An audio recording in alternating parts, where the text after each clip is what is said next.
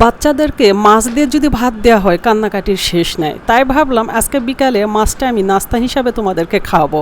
তার জন্য আমি এখানে 3 পিস মাছ আদা বাটা রসুন বাটা দিয়ে সিদ্ধ করে ভালো করে বেছে নিয়েছি। তারপরে এখানে অ্যাড করেছি 2 পিস পাউরুটি পানিতে ভিজে ভালো করে পানিটা চিপে নিয়ে, তারপরে এখানে দিয়েছি পেঁয়াজ বেরেস্তা, ধুনার পাতা, জিরার গুঁড়া, টারা জিরার গুঁড়া, চাট মশলা এবং সস এবং স্বাদ মতো লবণ দিয়ে এখানে ডিম সামান্য দিয়েছি, দিয়ে ভালো করে মতে নিয়েছি। নেবার পর এটা আমি লম্বা লম্বা করে শেপ দিয়ে নিব। আর মাছের কাঁটাটা কিন্তু অবশ্যই ভালো করে বেছে নেবেন, না হলে বাচ্চাদের কিন্তু গলায় লেগে যাবে। তারপর এটা আমি সেই ডিমেতে চুবিয়ে ব্রেড ক্রামে ভালো করে গড়িয়ে নেব। নেবার পর এটা ডুবো তেলে মিডিয়াম হিটে ভেজে নেব।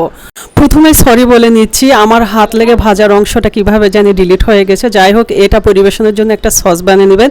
Chilli sauce, tomato sauce, oyster sauce, সামান্য চিনি ও চিলি ফ্লেক্স দিয়ে এটা পরিবেশন